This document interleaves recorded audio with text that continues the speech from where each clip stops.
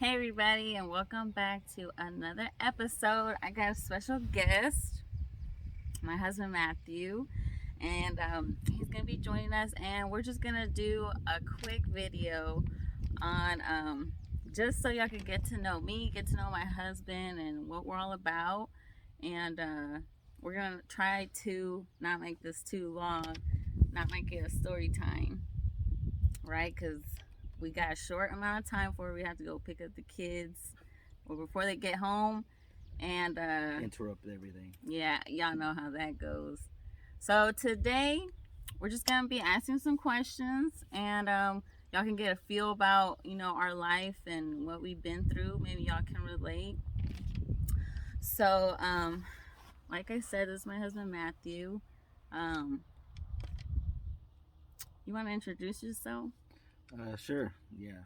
From Tell a little bit about yourself. From Austin, Texas, but now we're out here. Yep. Of all brothers. That's probably why we got 4 boys, because he's the youngest. How old are you, Matthew? I am 32 years young. 32. I'm 1 year younger, so I'm 31. All right. So first question: how did we meet? We met through a mutual friend in high school, because we met in high school. We did. You were a junior, sophomore? I was a junior. I was a junior. Yeah, you must have been a sophomore. Yeah, and Okay, so we met at school. What was your first impression when you first met me?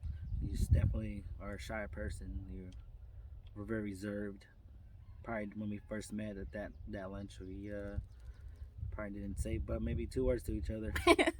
Hi, bye, That's true. What's your name? True. Eventually, our little cliques hung out more.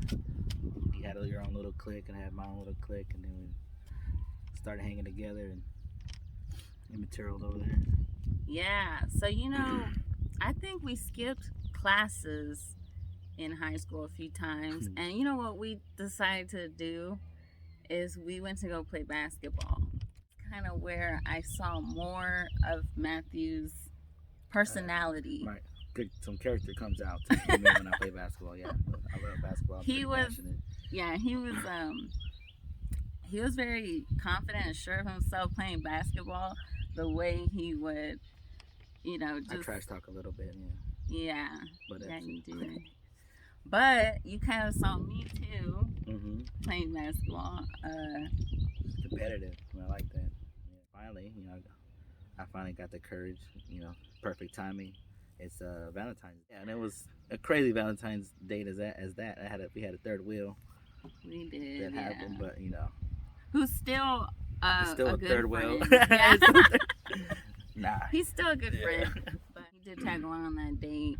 And then, I probably look crazy with 2 dudes on Valentine's. Hey. And my parents went to the same restaurant. I'm like, what are y'all spying on me? Right. That was no coincidence. She wasn't very fond of me early. Yeah, my parents weren't. It took them a while to come to love Matthew, but I was crazy. But we were both kind of mischievous. Wild childs a little bit, yeah. Okay, so the next question. But before that, the Valentine's thing, we had our date, then officially after that date, I asked her to be my girl. I asked her, will you want to go out with me? And that's where it all started. What do you think your mom's impression of me or your dad? I'm pretty sure she was more or less happy, because he had already.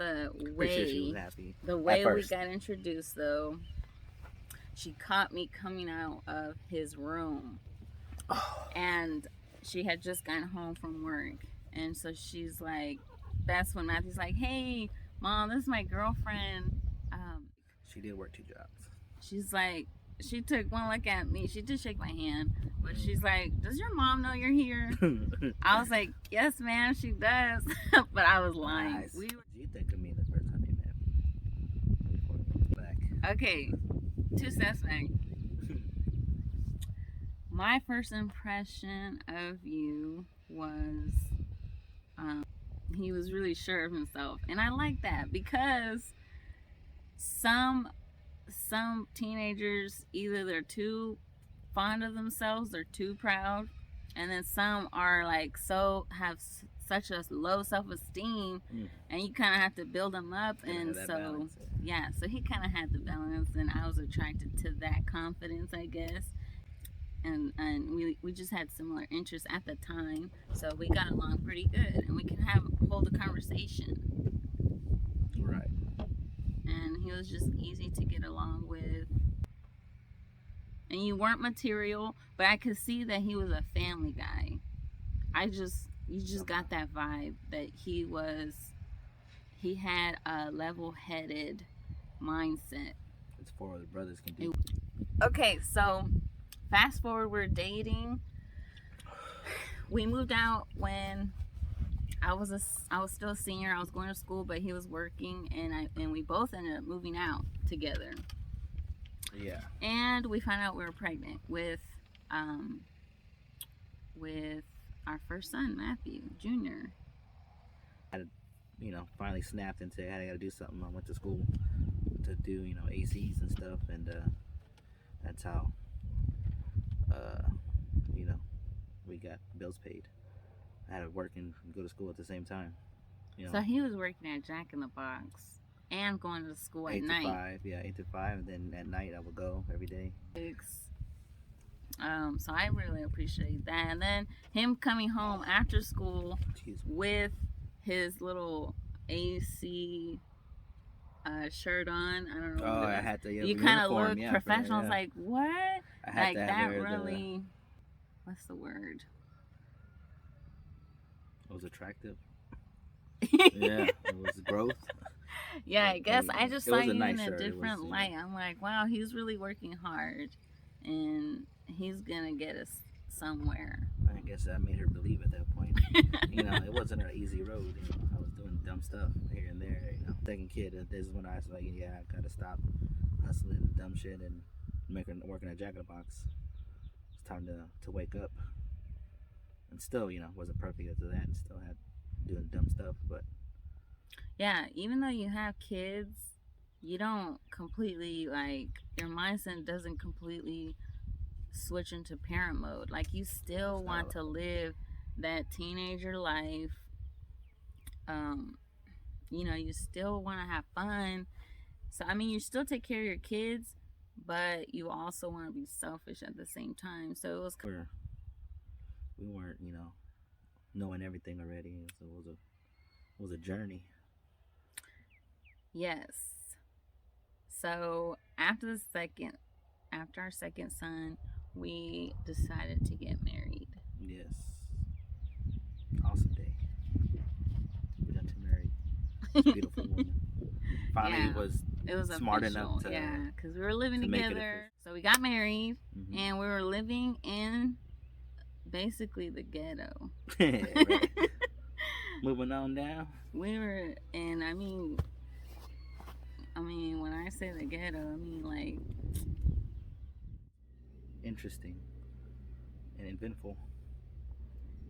Yeah, we started learning that the people we were allowing in our lives, they weren't really your friends. They really turned out to be a wolf with a sheep's covering. I'm not gonna lie. And so I'm thinking, man, he's a good friend, but turned out to be they're the very ones who's trying to stab you in the back. Yeah.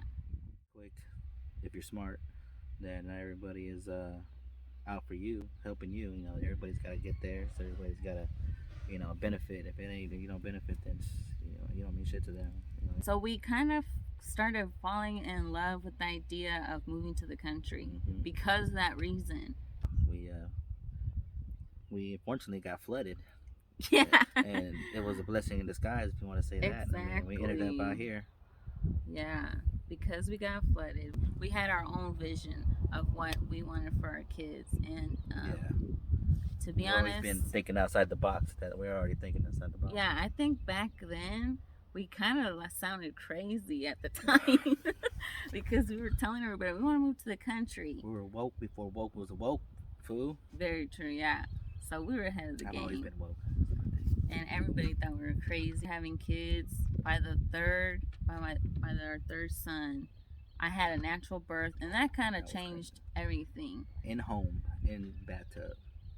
Well, not bathtub, but it was in a pool. But yeah, an inflatable pool, and that just just having a child, and I was breastfeeding, and people thought we were nuts. Yeah, I felt like I was the only one breastfeeding, and that kind of changed my life. Like not just in breastfeeding, like you provide your own milk, but like even in just growing your own food, because I started discovering. That's when we kind of became conspiracy theories. If that's what you want to call it. We just started reading between the lines. Yeah. And it led us, definitely to let us even more to want to come out of the country, be self-sufficient, not try to depend on too much of this government stuff, and try to do our own thing, live our own lives, raise our kids our own way. Exactly. I was even like... Still struggle. Yeah. Still trying to find the balance. Forward. We're out here in the country. This is our house in the back. Check us out. Check this out over here. We got gardens over there. We're trying to make a change, make a difference.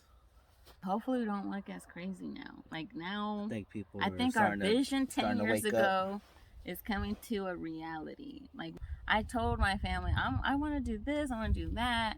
And, a couple months or a year later, they're like, well, where's it at? I don't see it. I'm like, whoa, hold on. Things can't change overnight. Like it definitely takes time. Things don't have. We had a lot of work to do to get to where we're at now. And now it's time ready that our older two kids are ready to help out. Yes, now they're older.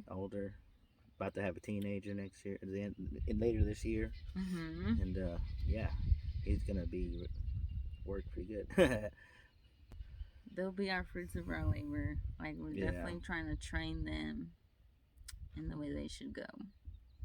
We're definitely I don't want to say older minded or old school, but we still believe in hard work and stuff like that. We make it look easy because we're compressing 10 years of time in this short video, but it definitely is hard work. And we're still together, and that in itself is a success. Like we're still together as a family and in the same mind frame as each other. And some people grow apart, they want to do this and the other person wants to do that, and at first you might have wanted to do this as your idea, but then separately they grow apart, and it takes a lot to stay on the same page. So we basically, since we lived through it, we want to be an example for y'all, or share our wisdom and insight to you guys. Anybody that can learn from our example. We can help, But y'all need to understand, Satan's out here ready to devour someone. So that's us. Yeah. In a nutshell, in a video, in one video. Give this video a thumbs up. It will help. Subscribe. Yes, subscribe if you haven't already subscribed. Turn on that bell notification. Yeah, we have some things to say. Yeah. All right, so we'll see y'all in the next video. I'll let your boy. Bye.